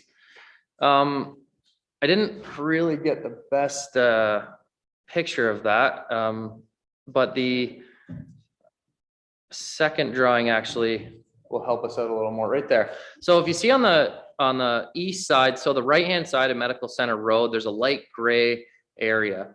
And what that'll be is perpendicular. It's proposed to be perpendicular parking. So we're with the tender drawings, this is to get contractors like estimating on quantities and stuff like that. So I'm sure Dan would be able to pull up his drawing and tell us approximately how many spaces are proposed there. But there's 13 spaces proposed right there in that parking lot. And there is a little bit of flexibility on the location of that when it comes to north-south. But what we've done is Joel has proposed perpendicular parking with the most minimal impact to the encroaching towards the residents of Medical Center Road in their backyards. Okay, Bill? Thank you, Madam Mayor, to Tyson. And My question is, you mentioned to me that you had meetings with everybody on Matthew Street, but you haven't met with the people that actually up on the west end of, I call it Wing Crescent. There's several permanent residents up there that are going to be affected by this change in direction. But, and I totally agree with the need to redo this street, because I know the infrastructure underneath is falling apart. And we've had numerous occasions where people are calling us about their yard being flooded and ice being formed and all the rest of it. So I understand the need to do it. I haven't got in my head yet the idea of a one-way street there. My question would be, how much more land would be required to actually maintain the two-way traffic on that street as it is today? And whether or not that could actually be accomplished without a lot of acquisition of property. Can you give me perhaps a short insight into that? The first part being whether you've communicated with everyone on that street. Through you, Madam Mayor, to Councillor McDonald. We communicated with everybody on Matthew Street that has the direct impact of the people who are going to pull out of their driveway, and they're used to being able to turn either way. And now they have to turn south to go, or west down to go to the water. We didn't include the people on Wing Crescent at this time because it was hard to determine how big to make this meeting before coming to the entire public. So something else I meant to highlight in my presentation was the danger of entering Elizabeth Street from Matthew Street on that steep hill. Sand or water or ice on that road makes it extremely dangerous to you spin your tires trying to get out on Elizabeth. So we don't feel that the residents of that area, Wing Crescent and everything northwest of that intersection, we want to encourage them to go down a flat Medical Center Road to a nice wider intersection on 38 to access. And I understand it's a little more of an inconvenience. You have to drive an extra block to get back to the downtown core. We just feel for the safety of the motorists that that's a better route to send them on. Okay. Follow up. The second part of my question was to maintain it as a two-way highway. What are we talking about, or not highway, but a street? What are we talking about in the way of acquiring more property and actually make that happen? So similar to my answer earlier about trying to minimize the impact on going wider in people's front yards and in there, because we don't have a lot of space to begin with. But a big factor in that is the rough estimate of 50 to 75,000 to move the poles back. Because I think we've been in a lot better position to encroach to the south if it weren't for those poles.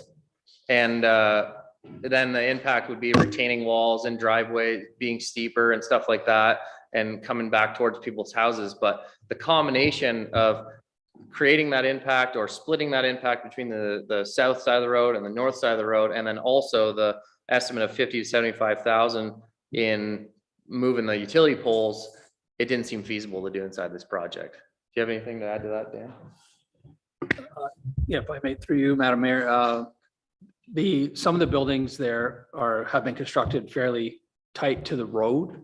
So I think widening the road significantly from its current cross section would have a significantly greater impact on the adjacent houses. So it's quite tight through there. So widening that cross section, even if it was possible to acquire property, would I think have a big impact on those houses. Certainly the ones at the west end. Yeah. Okay, Victor, and then Tom. Thank you, Madam Mayor. I certainly agree with you. I think the changing it to a one-way is going to make it safer. I mean, on Canada Day, people are walking up and down that street and there's traffic. If you're having just unidirectional vehicular traffic and a space for pedestrians, that is going to make it significantly safer. I've also spun my wheels at the top of Matthew trying to get up onto Elizabeth. Just a couple of questions, and I think one of them has been made clear. Medical Center Road is still going to remain a two-way, correct? Is there going to be a turnaround spot for people who are heading sort of north on Medical Street and then they see, oh, I can't get out of here. So will there be a turnaround area? Through you, Madam Mayor, to Councillor Heath. If this was a brand new area, brand new development or a new end of a new subdivision heading into a new park, it would definitely be eligible for like an actual traffic circle or some kind of roundabout like that. But currently what traffic does is they use the beach parking lot, and inside of this scope of this project, that's all we can, that's all we can do. We have to remain status quo on that. Okay, and my second question, I believe there are a couple of driveways on the north side of Matthew Street, correct? Are they going to be able to access their driveways across the pedestrian walkway? Through Madam Mayor, Councillor Heath, absolutely they will. Yes, those areas similar to on 38 where we've got parking along 38 and we have to determine an area, a safe area to hatch that back for just to show pedestrians how this is the area where you stay back when traffic's coming in and out. Do you have anything else to add to that? No, everybody should have regular access to their drives. No. Okay. Tom and then Nikki. Thank you, Your Worship. When I look at this, I think the residents are going to have increased traffic because once people realize this becomes a one-way street to the medical center, they're going to start shortcutting across down through Matthew Street to get to the medical center. Whereas now they will go down to the road going into the medical center. And I think you're going to increase the volume of traffic here. I don't know what, I know the residents, I don't think they're in favor of this from what I've heard tonight. And I can see that why they wouldn't be, because I think you're going to increase traffic instead of helping them. Question through you, Madam Mayor, Councillor Dewey, where do you think the traffic volumes are going to increase? Well, I think if I was coming southbound on 38, people get to know this is a one-way going down to the medical center. They're going to cut through and go down there rather than go down to the turn in to the medical center. Would that, does that not make sense? They're doing it now, but I would think most, well, I mean, if you know it's a one-way, it's not going to be congested. I don't think many people are taking that as a route to the medical center now. Maybe I'm wrong, but I perceive it as being an invite to go to the medical center. I don't know. Only if you want to take the long way around. It's more direct to go right off 38. Pardon? And Councillor Dewey, you've raised a good point, and that is it is hard to wrap your head around, but what we have to remember is that we got the same number of people trying to get to the medical center. We got the same number of people trying to get to the beach and the same number of people getting back to the village. We're just trying to show them the most safest way to go. And I can't agree, because I think if you are coming now along Elizabeth and you see that you're a little confused when you see pedestrian, big signs for pedestrian multi-use trail, you're going to say, oh, this seems kind of like a little pedestrian area. I'm going to keep going around 38 down to the medical center. And I think that's a safer way to travel. Okay, Nikki and then Bill.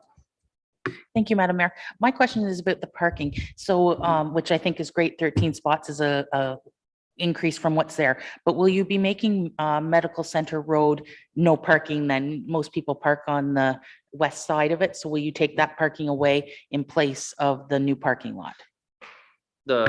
Through Madam Mayor to Councillor Gowdy, there already is signage posted for no parking along the west side of Medical Center Road. I think I'm going to turn that one over to our mayor. Oh, thank you very much. As soon as we get a parking attendant to come and give tickets. Okay, Bill. Just through you, Madam Mayor, just a comment. Personally, I think that everyone will get used to that being a one-way street. The issue is going to rise when there's something special going on at the beach, like Canada Day. Because right now what happens is that there are actually two exits away from the beach. And so if we're going to make one exit going away from the beach, it means that everybody's going to go that way to get out 38 highway. So overall, you know, in a normal lifestyle, I'm sure that the folks up on the Wing Crescent having to go that extra 200 meters is not going, they'll get used to doing it. But where the issues are going to arise is when you have a large crowd down at the beach trying to go home, especially at night after the fireworks on Canada Day. That's where I envision the issues may arise. So I just put those out there for whatever, whoever is consuming this and looking at this project to see how it might be changed a little bit and to make it work. Thank you, Madam Councilor Mayor. McDonald. I do want to comment on that, and I want to try to put a different perspective on it. When I think about, when I look back at the entire village, and I think about a big event like Canada Day or something like that, similar to the way we set up detours, I would, and this may sound bad when I first say it, I would rather inconvenience motorists than confuse them. So if it takes another couple minutes longer to get out from the beach area, but they know there's only one way to go and they have to follow this big stream of traffic out back to get to 38, I would prefer that than giving them multiple options and sending them through residential areas. And in fact, it would actually be safer for those folks who are walking on the sidewalk to come up that street. It doesn't mean you can't walk the wrong way on the street. You just can't drive the wrong way on the street, right? Through So you could walk up. through other studies we've done at this township, that like this is not in the plans, but that'd be a perfect street to close down on Canada Day and let vendors set up. Like those are the kind of opportunities we're looking for the future of the village. But that'd be Matthew Street, I think would be a perfect one to close down on Canada Day and set up tents and vendors in that area and just let it be a pedestrian mingling area. Certainly something to think of down the road.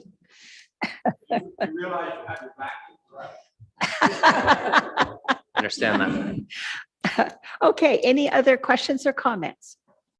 Okay, let's read the motion. Get my glasses on here. Okay, we have a motion by Tom Dewey and Bill McDonald that council received the presentation prepared by the Public Works Manager Tyson Myers and Dan Fencott, Jewel Engineering, regarding the construction design for Matthew Street. And further, that council accept the proposed one-way street design and that a bylaw be brought back to council to restrict traffic and regulate parking to enable this street to become a one-way street. All those in favor? Opposed? Carried. All right. Charlotte Lake is about to get its first one-way street. Oh, how the times are changing, right? All right. Thank you very much, gentlemen. Thank you, Council. Okay, next we are at staff reports. And we have a motion moved by Bill McDonald and seconded by Tom Dewey that council approve the check distribution reports totaling $1,109,873.04 as prepared by the treasurer. Discussion? Any comments? All those in favor? Carried.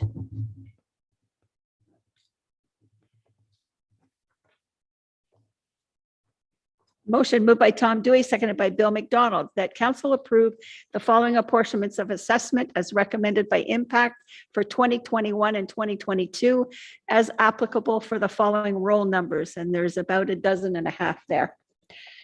Any questions on any of those? All those in favor? Carried.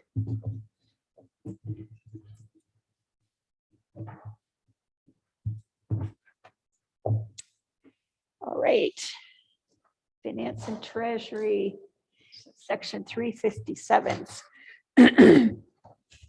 Moved by Bill McDonald and seconded by Tom Dewey, that council for the Township of Central Frontenac approve the following reduction of assessments pursuant to the Municipal Act.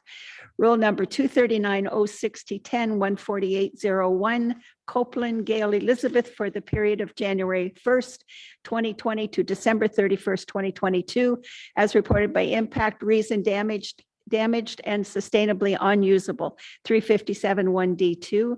Roll number 1039-2010-18115, Laverty, Alan, Richard, and Susan Rosen for the period of March 22nd to December 31st, 2022, as reported by impact, reason mobile unit removed, 357-1E. Roll number 103940 040 090 100, Carcas, Stephen, Michael, and Smith, Robin, Norwood, Woodford for the period of May 13th to December 31st, 2022, as reported by impact, reason, raised by fire, demolition, or otherwise, 357 1DI. Roll number 1039 060 020 007 20, Greening, Paul Shane, for the period of January 1st, 2020 to December 31st, 2022, as reported by impact, reason, raised by fire, demolition, or otherwise, 357 1DI. Roll number 1039 040 020 029 35, Mabby, Catherine Jane Marie, and Demers Mark Gilbert for the period of June 2nd, 2022 to December 31st, 2022, as reported by impact, reason, damaged and sustainably unusable, 357 1D2. And further, that council approve an adjustment of taxes to be calculated by the tax department for the related periods. Whew. Any questions? You don't want me to repeat it, I'm sure. All those in favor? Carried.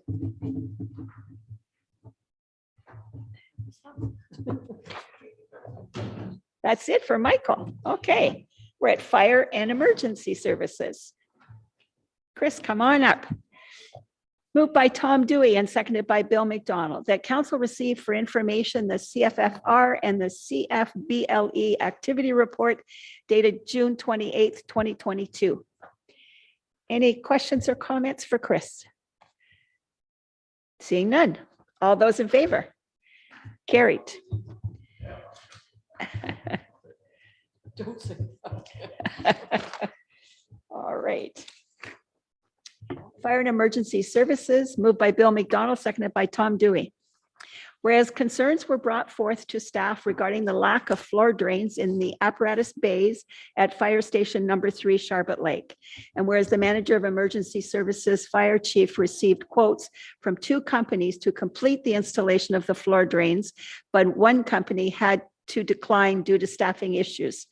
And whereas the Manager of Emergency Services Fire Chief is recommending to council to accept the quote from Belcon Design Builders to install floor drains in the apparatus bays at Fire Station Number 3, Charlotte Lake, in the amount of $69,000 plus HST. Now therefore it be it resolved that council approve the recommendation of the Manager of Emergency Services Fire Chief to accept the quote from Belcon Design Builders, and further that the Manager of Emergency Services Fire Chief be authorized to issue a purchase order to complete the work. Bill. Madam Mayor. Have buildings designs for fire halls changed since this building was built? And if they haven't, why was this not included when the original design happened? Can you give me, I know it's not going to change the issue, but I just want to know, understand the standing in regard to why are we having to do this after the fact? Through you, Madam Mayor, to Councilor McDonald. My understanding that the drains were proposed for this building originally, but it didn't happen. That's what I was told. But normally drains are put into fire stations because of a slip hazard, right? So, yeah. So I can't really say for the history of that, but I can just comment the fact that it is a health and safety concern. So, and unfortunately in the winter time, as I said in the report, the water's got nowhere to go and the guys are pushing it outside. The crews are pushing them outside and with the slope of the apron at the front, it freezes and we have a problem. So. Right. Okay. All right. No other questions? All those in favor? Carried. Not that we like the price, but it has to be done. Okay. Moved by Tom Dewey, seconded by Bill McDonald. Whereas council received a report from the Manager of Emergency Services Fire Chief on April the 26th, 2022 regarding roof repairs at Fire Station Number 3, Charlotte Lake. And whereas Belcon is the only company available to repair the roof. And whereas the manager of Emergency Services Fire Chief is recommending to council to accept the quote from Belcon Design Builders to repair the roof assembly at Fire Station Number 3, Charlotte Lake in the amount of $190,000. Now, therefore, be it resolved that council approve the recommendation of the manager of Emergency Services Fire Chief to accept the quote from Belcon Design Builders, and further that the manager of Emergency Services Fire Chief be authorized to issue a purchase order to complete the work. It's plus HST. Oh, plus HST. Sorry, we just added that. Brent. Thank you, Madam Mayor. Because this particular facility is one of the older ones, and, you know, with the addition of the other work, I'm just wondering if you could comment with regard to any guarantees or warranties that we might have. It's a significant amount of money that we're laying out. Yeah, obviously it's needed. We need a workable fire station for our staff to be able to do what they need to. But I'm just wondering, with the age of the building compared to other buildings, what kind of lifespan are we going to get on these particular projects? Through you, Madam Mayor, to Councillor Cameron. I believe that the work that they're doing, the extension for warranty on this is 2 years for the assembly. But the contractor's telling me that with the R40 that I depicted in the picture here, that he feels that this is going to last a minimum of 25 years. So he's quite confident. He says, and did you see on the right, that is the what is there now, and that's given the R factor, as I explained before, the freezing around the perimeter of the roof line. That's the problem. So with the larger, the thicker, the heavier insulation, we're not only saving on energy, but we're also going to, you know, extend the life of the building considerably. So it would be fair to surmise that if we do both of these projects, we're extending the life of the building by a minimum of 20 years, to be fair. Yes, for sure. Yep. Okay. Just one other comment. The original report on the bylaws, is everybody satisfied with the way that's coming through? Because I was asked to do that.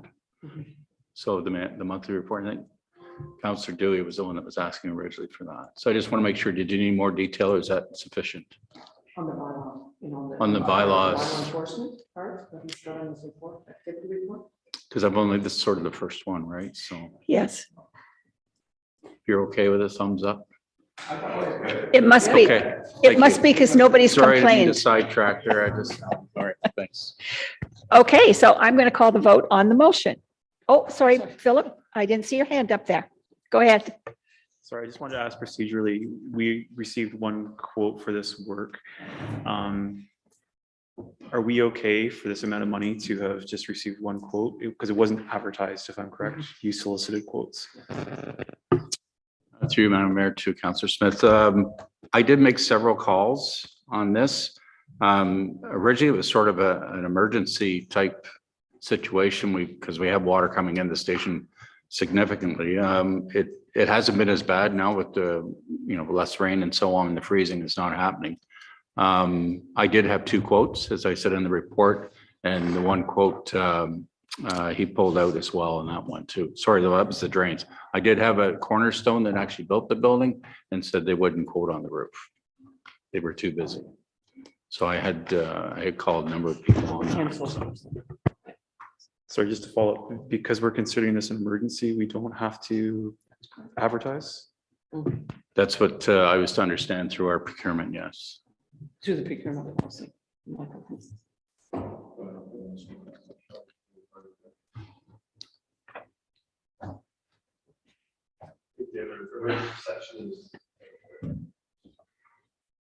The problem is there's not that many companies that even do this kind of work. It's very hard to get any contractors for anything right now. It's just, I think everybody knows that. It's been, but we did consider this emergency, and as you know, I was speaking with an insurance company over this for several weeks, months, and to no avail. That didn't work either. So So, sorry, thank you.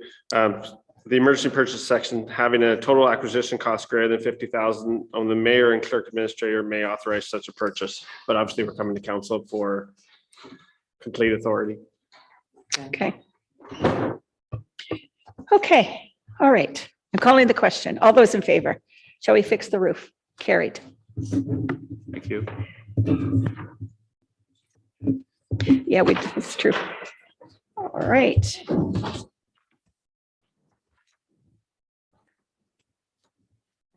So Public Works Trillium Grant Proposal.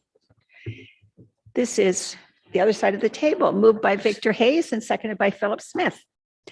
Whereas funding is available through Ontario Trillium Foundation that would enable the Public Works Department to execute an arts, cultural, heritage, or recreation athletic spaces project. And whereas the Public Works Manager has considered multiple projects that would benefit the community as outlined in the report and recommends the Charlotte Lake Rink Sport Court as the most eligible project after a thorough analysis of all projects. And whereas the Public Works Manager is seeking direction to determine which project council recommends staff apply for. Now, therefore, be it resolved that council authorize staff to work with Grant Match to submit a funding application to the Ontario Trillium Foundation, August 3rd, 2022 intake for a maximum amount of $150,000. And further, that the mayor and CEO clerk be authorized to enter into an agreement with OTF should the said application be successful. Discussion. Nikki. Thank you, Madam Mayor.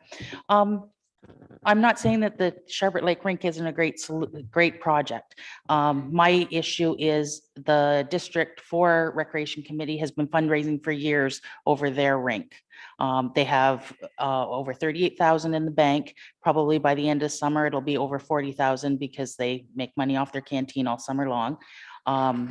We know that they have rink plans. They have not met with Public Works, but they've had these plans for well over 10 years. There's also the plans. Arden was a successful rink project that was put in through a Trillium grant.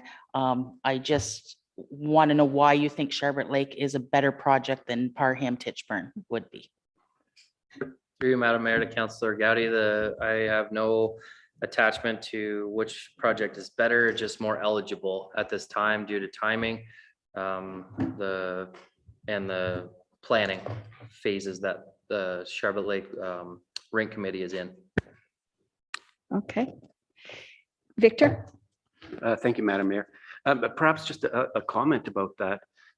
Right now, are we not a little uncertain about where the Titchburn rink or Parham rink is going to go?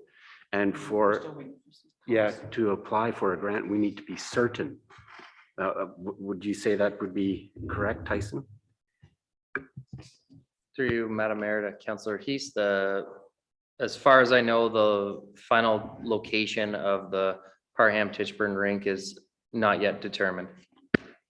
And probably wouldn't be before August 3rd? Correct. Well, I really can't speak to that, actually. I'm sorry, but my watch is talking to me. It thinks I'm moving and I'm not. I kind of like that. Okay, Kathy, did you want to? Yes, we're still waiting to get the final report that council's looking for in costs and comparison. So I know I was speaking with the consultant the other day. I said, I think I sent her an email. So I'm just waiting to hear back on a few things. Okay. Will there be another intake of Trillium? I'm not sure. I'm not sure about that. Okay. Tom? Thank you, Your Worship. Looking at this, I would support the Charlotte Lake Beach washroom project because I think that's important to the community. We've had those washrooms down there. They're terrible. And the beach is a showcase part of the community. And I think that's a worthwhile application. I'd go for those first before anything else. Through you, Madam Mayor, to Councillor Dewey, I agree that the importance of the Charlotte Lake Beach washroom, but it's my recommendation just highlights that it's not eligible for this intake. Oh, right. Just due to timing and planning. The intake requires plans and a committee and money and everything. That's okay. Bill, go ahead. Sorry, Brent, you're next. Through you, Madam Mayor, is this matching grant application? If we were to get this, say 150, we're successful in the grant, does that mean we come up with equal amounts of money, or is there a percentage of that? Through you, Madam Mayor, to Councillor McDonald, I have to apologize. I thought I put that in financial implications, that it's, I thought I outlined that it's 100% covered, or only, yeah, I thought it's 100% coverage. We have fees to grant match and, okay. We should probably put that in. Okay. Resolution, then it should be put in the, it should be put in the resolution for council, so you know Well, that I it is think- 100%. I don't think I mentioned the percentage, but I think the numbers do show that it's 100, but I agree, Kathy. Mhm. So then Okay. it's- 100% coverage. Can I just add that here? 100% coverage 100% dollars. Okay, Brent. I Thank thought you, I Madam forgot Mayor. you. Tyson, I just have a couple of questions with regard to the proposal. The first one would be related to what the actual cost of this project would be. I noticed that there's a reference to 300,000 without refrigeration and closer to 410 with a refrigeration system. My first question is, am I right in assuming that that hasn't been determined yet? Because that's a big discrepancy. And number two, just the issue of parking, because really with Granite Ridge being right there, that does tend to be assumed to be an option for people using the facility. But as we've learned, and anyone looking at these lights knows, that sometimes dealing with the school board and sharing their property, not only inside the building with North Frontenac Little Theater, but their parking facilities, I don't know if we can readily assume that the parking area for Granite Ridge would be accessible to patrons of that facility. I was wondering if you could comment on those. Through you, Madam Mayor, to Councillor Cameron. Both those questions are, I want you to understand a little bit of the phase that we're in right now. With all of my responsibilities, I have to be careful not to allocate too much time into the planning of a project I'm not sure if we're going to be allowed to go forward with at this point. So we've done rough estimating for the actual cost, the timing of the intake and the timing of the Charlotte Lake Rink committee meetings. It didn't allow the committee to get a finalized budget back. And I can't jump in and support that committee with too many man hours without authorization from council, or it takes away from other responsibilities. So the Charlotte Lake Rink committee, they're going to get we are going to get a better budget proposed to council here shortly, but the timing of this intake, unfortunately, I have to get the permission from council to move forward and allocate man hours to this to help them out with that budget.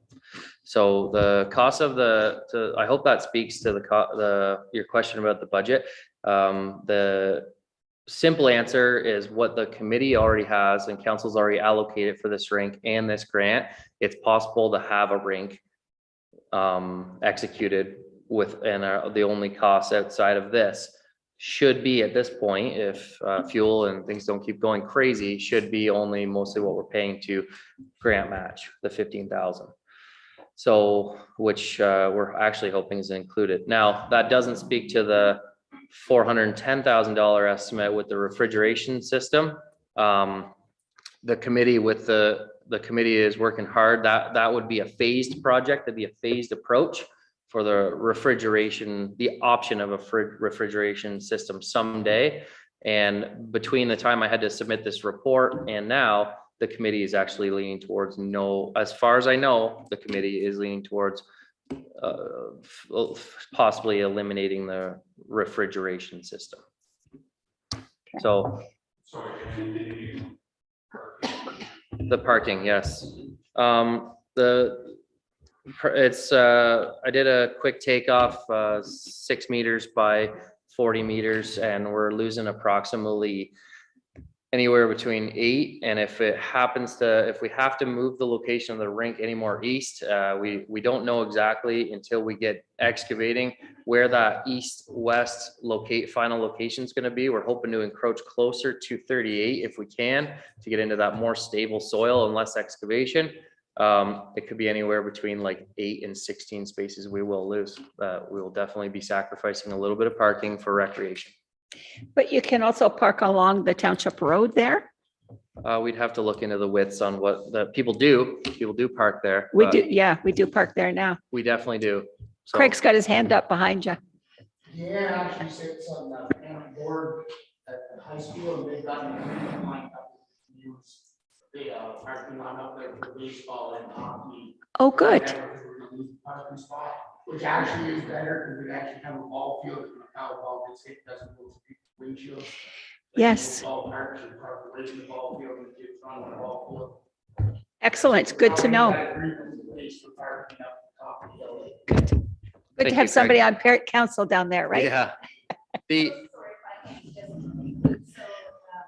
I'm chair of parent council, and this year when we originally came up with a rate proposal, I did approach our group of members at parent council, as well as Emily Ann. She was our current principal who will be leaving, but she was on board with having a rink. She thought it would make it great, kind of be great for the students as well. And so she was very happy to hear and will be continuing to support this. I don't know if everybody knows, but she will be evening breakfast this year, and we have Janet Sanderson, who's currently at LCBI, will be coming here. She was also here at one point, so I'm Okay. going to speak to her in August and let her know, and hopefully we'll have her support going forward as well. Good, good. Would there be an opportunity? Because again, we have a partnership with Frontenac and then that changed.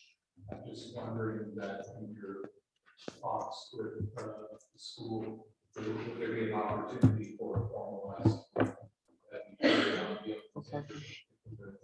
In writing. So, to my understanding with the North Frontenac Little Theater, I believe they were using the facilities within the grant. Yes. The actual auditorium. We only spoke about parking. And I see if they would do anything formal, but I'm not 100% sure what the process for that would be. Whether it has to go straight to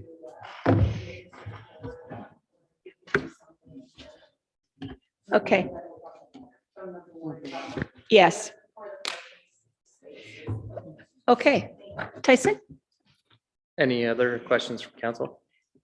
anything else? Just a couple comments that I figured would be asked, but I just wanted to speak to. I just want to very clear that like the Public Works Department is not favoring any projects over another. This report is strictly off eligibility to meet the requirements of this intake. All the projects that have been brought to me, and after tonight's presentations, or after tonight's discussions, I think pickleball is just as eligible for the next one. So there's lots of opportunities here. I just don't want to miss out on this one. But I'm prepared for any direction council gives. I did also want to touch a little bit on we've been just talking rink, but if the refrigeration aspect of this was scaled back, and the advantages of that is what we haven't been talking about much is sport court.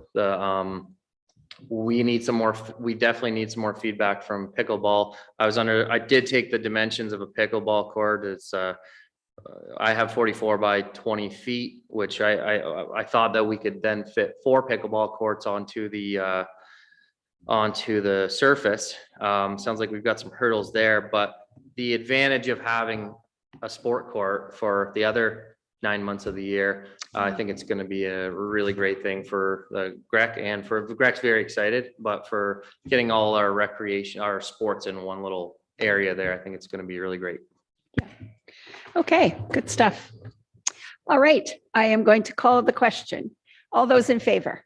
I did add $100% to this. Okay, all those in favor?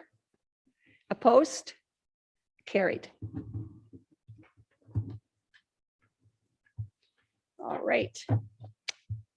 Next, we have moved by Philip Smith, seconded by Victor Hayes. Whereas tender PW 2022-17 was released on June the 6th, 2022 and closed on June 16th, 2022 for the Charlotte Lake Village reconstruction extension as described in the document. And whereas the Public Works Manager, along with the consultant contract administrator, have reviewed the bids and have evaluated according to the criteria outlined in the tender and will be recommending the candidate for the selection of the successful contractor at the meeting. Now therefore be it resolved that council award Cranes Construction Limited as the successful bidder in the amount of $640,931 before HST. And further that the Public Works Manager be authorized to issue a purchase order for the work. Okay, any questions or comments? 640,000, just like that. All right, all those in favor? Carried. Marlene was right. This job doesn't get any easier. All right. Okay, next we have extend agreement for the Integrity Commissioner. Is that it for roads? It is. Thank you, gentlemen. Thank you, council. Thank you. Okay, we have a motion moved by Victor Hayes, seconded by Philip Smith. Whereas bylaw 2018-36 appointed Aird Burles through its lead, John Mascaron, as the Township Integrity Commissioner pursuant to Section 5(1) Accountability and Transparency of the Municipal Act. And whereas Central Frontenac's retainer agreement does not have an expiry date, but to be consistent with the other Frontenac municipalities, including the county, the CAO clerk is recommending to council that we extend our agreement. Now therefore be it resolved that council approve the recommendation of the CAO clerk to extend our agreement with Aird Burles through its lead, John Mascaron, for the services of an Integrity Commissioner from October the 1st, 2022 to September 30th, 2023. Any discussion? Philip? Through you, Madam Mayor, do we actually pay a retainer, and have we ever used their services? Yes, it's in the report. It's in my report where we have, so we don't pay a retainer, we only pay as we use them. And there were 2 requests for service in 2019, which totaled $474.60. And in 2021, we had 1 external complaint, and that was $734.50. That's how much it's cost us over the few years. Which is not too bad, really. No. Okay, any other questions or comments? Tom? Isn't he retained by the county and then we all municipalities use him? But isn't there a retainer paid by the county? No, Oh, there's not. no, I we thought- all pay our own separate agreements Oh, with okay. them. Yeah, Sorry. but we all use the same one. The same Yeah, one. I know we correct. also use the same one, but I thought somehow that there was a retainer paid to. No. No, okay. Yeah. Okay, all those in favor? Carried.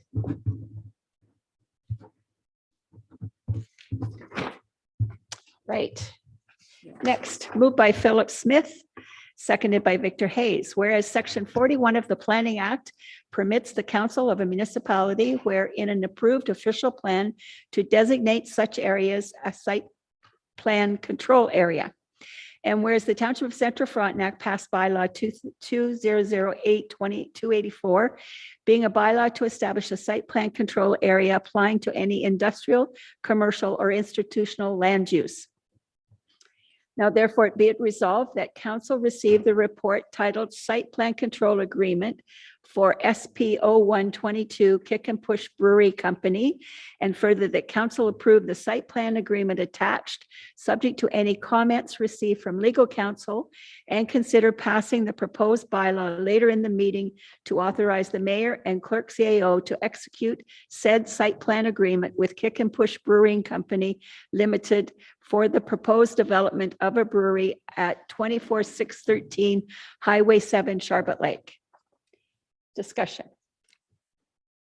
Victor. Thank you, Madam Mayor. Just a couple of questions. I just want to make sure we're following the right procedure. Do we have to have a public meeting for this? Jenny, I don't know if you want to jump in there, but no. the She's public already meetings- shaking her head. Not, No. not required Okay, for site no, plan. I just wanted to make sure that we weren't jumping the gun Yeah. here. And just to confirm as well, this it seems kind of odd because last meeting we passed a bylaw delegating authority to staff for all site plans, but this one was issued before, was applied for before those rules came into effect. So we have to follow it within the old system. So this will be the last one to come to council. for And that was my approval. second question. Is this an example of what would be delegated? Okay, Yes, and you've that's answered right. my question. Thank you. And through you, Madam Mayor, just to confirm, we have received legal advice, counsel on the agreement, so that we have been able to finalize. There were no substantive changes to the agreement. Okay. All right. Any other questions? All those in favor? Motion's carried and they open tomorrow. As soon as we sign that. site I plan. At the kick and push. All right. Now we have moved by Victor Hayes, seconded by Philip Smith, that the minutes from the Community Policing Advisory Committee meeting, March 21st, 2022 be received for information. All those in favor? Carried. Having a meeting outside. And moved by Philip Smith, seconded by Victor Hayes, that the minutes of the District 1 Kennebec Recreation Committee meeting, May 16th, 2022 be received for information. Discussion? All those in favor? Carried. Just seeing if you're paying attention there. Okay, moved by Victor Hayes, seconded by Philip Smith, that the Quinte Conservation Authority's board meeting minutes from April 21st, 2022 and May 19th, 2022 be received for information. Questions, comments? All those in favor? Carried.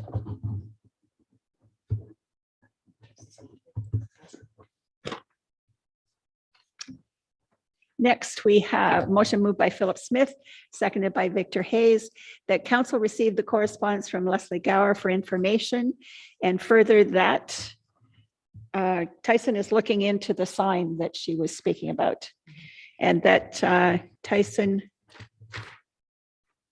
investigate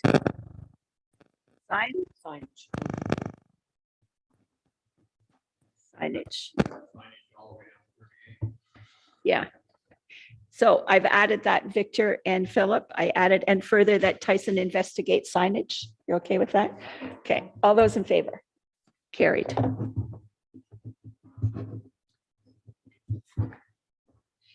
Oh, there's no carried here.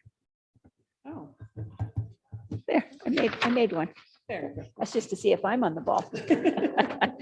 Okay, motion moved by Victor Hayes, seconded by Philip Smith, that council receive and file the following correspondence, and it's 1 to 4 in your package. Any discussion? All those in favor? Carried.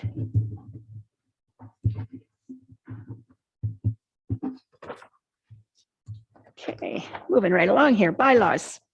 Moved by Philip Smith, seconded by Victor Hayes. That bylaw 2022-42, being a bylaw to authorize the mayor and CAO clerk to execute a site plan agreement between the corporation of the Township of Central Frontenac and the Kick and Push Brewing Company Limited be read a first, second, and third time, and finally passed this 28th day of June 2022. Discussion? All those in favor? Carried.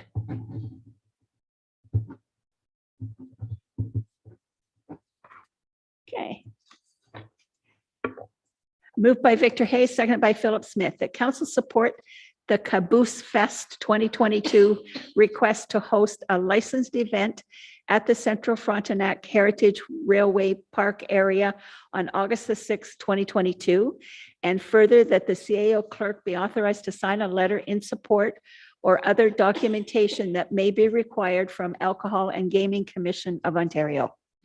Discussion? To have a beer tent, do you have to do this?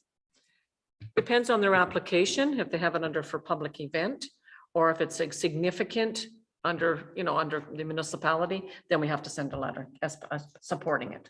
Because they're just wondering about Parheb Fair. I see they've been advertising a beer tent and I didn't know if they needed to do this or not. So Hopefully somebody's depends on looking what they're into it. applying for under the license. Yeah, okay. All right, all those in favor of this motion, carried. Yeah. That's right. All right. All right. We are now going to move into closed session.